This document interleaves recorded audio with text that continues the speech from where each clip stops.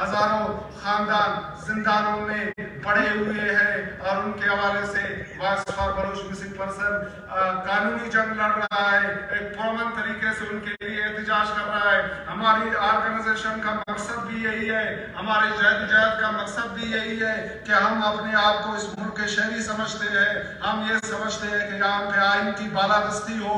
ہم بار بار یہی مطالبہ کر رہے ہیں کہ اگر ہمارے لوگ ریاست مخالف ایکٹیویٹیز میں موجود ہیں تو یہاں ہم پر عدالتیں بنی ہوئی ہیں، آپ ان کو عدالتوں میں پیش کر دو، آپ ان کو سر عام پھانسی دو، ہمیں کوئی اعتراض نہیں ہے، ہمیں غم نہیں ہوگا، ہمیں دکھ نہیں ہوگا۔ دکھ یہ ہے کہ میں ایک افیکٹڈ فیملی سے میرا تعلق ہے، 22 سالوں سے میں سفر کر رہا ہوں، آج تک اس 8ویں ریاست نے یہ گوارا نہیں کیا، آج تک اس 8ویں ریاست کے انصاف کے فراہمی کے لیے بنائے گئے اداروں نے یہ گوارا نہیں کیا کہ مجھے ملکی قوانین کے تحت انصاف فراہم کیا جائے۔ اور ہمارا مطالبہ بھی یہی ہے کہ ہمارے بیانوں پہ اگر کوئی الزام ہے آپ ان کو عدالت کے ذریعے سزا دو۔ جس آئین اور قانون کی آپ لوگوں نے حلف اٹھایا ہے اس آئین اور قانون کے ذریعے آپ لوگ ان کو انصاف کے کٹہرے میں لاؤ۔ اور ہمیں یہ افسوس ہوتا ہے کہ بلوچستان کے جتنے بھی لوگ ہیں، پاکستان کے سطح پر جتنے بھی پولیٹیکل پارٹیز ہیں،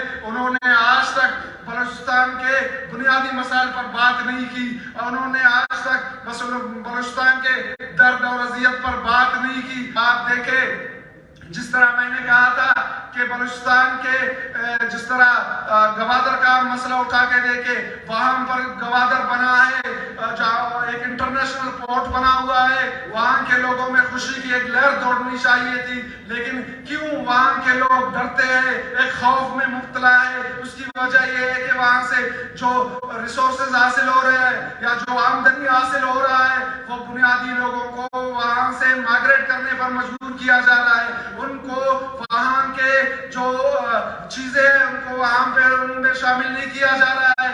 جو آواز اٹھاتے ہیں، گوادر کا تحریک اٹھا کے دیکھے، وہاں پہ کافی خواتین اٹھے اپنے بنیادی رائٹس کے حوالے سے، لیکن ان کو بزور طاقت خاموش کیا گیا۔ اسی طرح بلوچستان کے دوسرے مسائل کے حوالے سے میں نے ذکر کیا تھا کہ جنہوں نے آواز اٹھائی تو ان کو بھی خاموش کیا گیا۔ تو یہ مسئلے ہے کہ ان کے حوالے سے ہمارے پولیٹیکل لیڈرز کو جو چاہتے ہیں کہ پاکستان میں امن ہو، جو چاہتے ہیں کہ بلوچستان کا مسئلہ حل ہو، ان کو چاہیے کہ ان بنیادی رائٹس کے حوالے سے اپنی بات کرے۔ میں آخر میں یہ کہنا چاہتا ہوں کہ بدقسمتی سے اگر دیکھا جائے ہماری جتنی پولیٹیکل پارٹیز ہیں یا جتنی گورنمنٹس ہیں ہم پہ برسر اقتدار آئی، سب نے بلوچستان کے مسئلے کو صرف ایک سیکورٹی کا مسئلہ قرار دیا۔ اور 74 سالوں سے آپ دیکھیں بلوچستان کے اندر جتنی بھی گورنمنٹس برسر اقتدار آئی، پہلے تو انہوں نے کہا کہ بلوچستان کے ساتھ ظلم اور زیادتی ہوئی ہے، پہلے انہوں نے کہا کہ بھئی بلوچستان کے لوگوں کے اوپر فوج کشی کی گئی ہے، ان کے حقوق پامال کیے گئے ہیں، ان کے وسائل کو بے دردی سے لوٹا گیا ہے، ہم ان کو ان کے جائز مقام دیں گے۔ لیکن افسوس سے کہنا پڑتا ہے کہ مجھے ایک بھی پولیٹیکل پارٹی، ایک بھی برسر گورنمنٹ حکومت یہ بتائے کہ اس کے بعد انہوں نے بلوچوں کے زخموں پر، اہل بلوچستان کے زخموں پر مرہم رکھا ہے یا نمک پاشی کی ہے۔ تاریخ گواہ ہے، ہمارے یہاں پہ سارے دوست بیٹھے ہوئے، اس کے بعد پھر بلوچستان میں طاقت کا استعمال شروع ہوا ہے۔ ہمیں بتایا جائے کہ لوگوں کو ڈر اور خوف دلانے کے لیے یہاں کے ہمارے نوجوانوں کے سینوں کو ڈرل کیا گیا، ان کے سروں میں گولی ماری گئی، ان کے سروں کو ڈرل کیا گیا، اور یہاں ہزاروں کی تعداد میں بلوچ طلباء کو اٹھایا گیا، بلوچ دانشوروں کو اٹھایا گیا، حتیٰ کہ پولیٹیکل وابستگی بنیاد پر، اجتماعی سزا کی بنیاد پر یہاں پہ باپردہ بلوچ خواتین کو بھی اٹھایا گیا۔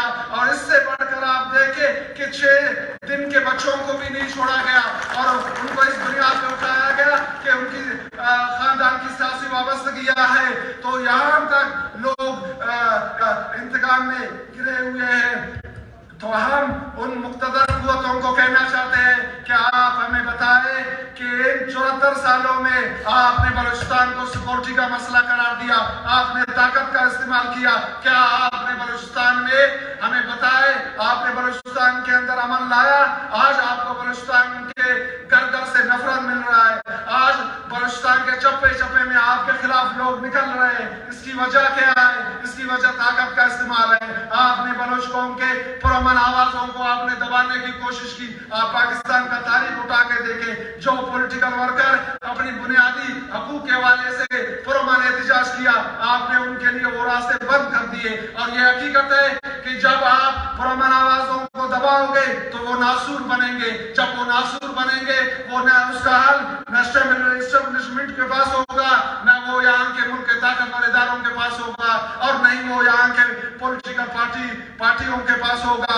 اس کا واحد حل یہ ہے کہ ملک کے طاقتور اداروں کو بھی ہوش کا ناخن لینا چاہیے. پاکستان کے مین مرکزی پولیٹیکل پارٹیوں کو بھی ہوش کا ناخن لینا چاہیے.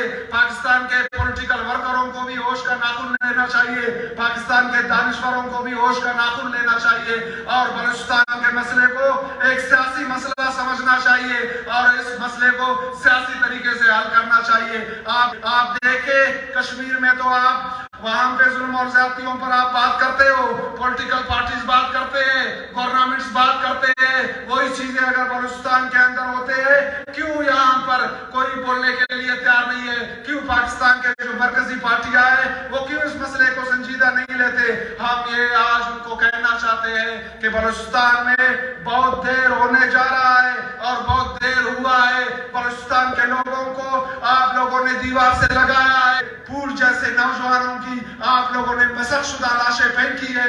ہم آپ لوگوں کو کہنا چاہتے ہیں کہ آپ بھی آپ لوگوں کے ساتھ وقت ہے. آپ بلوچستان کے لوگوں کے ساتھ بہترین طریقے سے پیش آؤ. اپنا جو یہ طاقت کا استعمال ہے اسے بند کر دو. بلوچستان کے لوگوں کے ساتھ ڈائلاگ کرو, ان کے محرومیوں کو دیکھو. ان کے جو باپردہ خواتین آپ لوگوں کو روڈوں پہ نظر آ رہا ہے, ان کے سروں پہ دست شفقت رکھو. اگر یہ آج بلوچ مظلوم ہے, اگر آج بلوچ یہ ظلم سہ رہا ہے, میں کہنا چاہتا ہوں کہ یہ حقیقت ہے. اگر دنیا میں دیکھا جائے, حضرت علی رضی اللہ تعالیٰ کا قول ہے کہ کفر کا معاشرہ تو قائم رہ سکتا ہے, لیکن ظلم اور جبر کا معاشرہ کسی حالت میں بھی قائم نہیں رہ سکتا. اور اگر آپ ظلم کرنے والوں کی ہسٹری دیکھیں, میرے خیال میں آپ کو یزید کا نام نشان نظر نہیں آئے گا.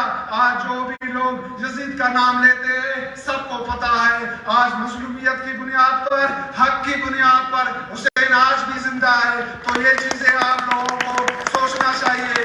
میں یہ کہنا چاہتا ہوں کہ آج پاکستان کے مرکزی لیڈرشپ یہاں پہ بیٹھے ہوئے ہیں, ان سے میری گزارش یہ ہے کہ وہ یہ تو کر سکتے ہیں کہ بلوچستان کے حوالے سے, بلوچستان کے محرومیوں کے حوالے سے, بلوچستان میں ظلم اور زیادتیوں کے حوالے سے اپنا کردار ادا کرے. اگر وہ کسی اسٹیج پہ جاتے ہیں, بات کرتے ہیں, وہاں اگر وہ 80% اپنے پنجاب کے حوالے سے بات کرتے ہیں, اپنے لوگوں کے حوالے سے بات کرتے ہیں, کم سے کم 20% تو بلوچستان کے حوالے سے بات کرے. اگر 20% نہیں ہوتا ہے, کم سے کم 10% تو بات کرے. اگر 10% نہیں ہوتا ہے تو کم سے کم اگر ہمیں اپنے لوگ سمجھتے ہیں تو 5 منٹ تو ہمارے لیے کم سے کم آپ فوراً اس پہ بات کرو. لیکن ہمیں وہاں پہ یہ بلوچستان کے جو محرومیاں ہے, جو یہاں پہ ظلم اور زیادتی ہو رہی ہے, جو یہاں پہ ماورائے آئین اقدامات ہے, یا جو ایکسٹرا جوڈیشل کلنگ ہے, ہمیں مرکز کے سطح پر کوئی بھی دانشور, کوئی بھی پولیٹیکل پارٹی, کوئی بھی مرکز کا بندہ ہمیں وہاں پہ بات کرتے ہوئے نظر نہیں آتا. تو میری گزارش ہوگی اپنے قائدین سے کہ وہ بلوچستانیوں کو مزید محرومی کی طرف نہ نکالے, اور مزید ان کو دیوار سے لگانے کی کوشش نہ کرے, بلکہ ان کے زخموں پر مرہم پٹی لگائے, اور ان کے آواز میں آواز بنے, اور ان کو انصاف فراہم کرنے میں اپنی کردار ادا